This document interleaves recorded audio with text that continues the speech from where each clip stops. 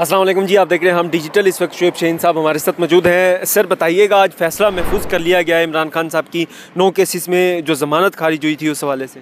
देखिए, settled law है कि जब वो अदम पैरवी खारिज नहीं कर सकते, जब वो किसी और केस में गिरफ़्तार हैं। अब तो बल्कि आपको देखा होगा पेशावर हाई कोर्ट के फ़ैसले आ चुके हैं कि जब कोई एक अदालत एक केस में ज़मानत दे दे तो कोई भी दूसरे केस में उसको गिरफ़्तार नहीं किया जाएगा जब तक उस अदालत से पूछा ना जाए।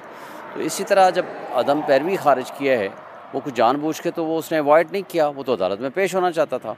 ये तो प्रोटेक्शन ऑर्डर जारी करना चाहिए था कोर्ट को, और उसको ज़मानत का फ़ैसला मेरिट पे होना चाहिए था, ना कि ज़मानत को सिर्फ अदम पैरवी की बुनियाद पर खारिज होना चाहिए था। On the face of it illegal है।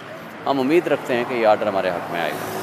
सर जो है वो केसेस का रिकॉर्ड भी खान साहब का तलब कर लिया गया है। क्या नज़र आ रहा है, कब तक जो है वो खान साहब बाहर आ सकते हैं? देखिए, अगर कानून कायदे के मुताबिक देखा जाए तो जिस केस में उठाया गया था उसमें ज़मानत हो गई है।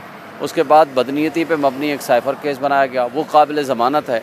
और नीचे वाले जज साहब ने बग़ैर एक देखे, बग़ैर इन चीज़ों को कंसीडर किए फ़ैसला दे दिया ख़िलाफ़। उसके ख़िलाफ़ भी अब अपील आ चुकी है और यहाँ ज़मानत की दरख्वास्त आ चुकी है हाई कोर्ट में। मेरा ख़्याल है कि इंशाअल्लाह जल्दी, हम तो उम्मीद रखते हैं कि अगर किसी और मुकदमे में ना गिरफ़्तार कर लिया तो ये वाले केसेस में तो वैसे भी होनी है, इसमें ज़मानत ही थी।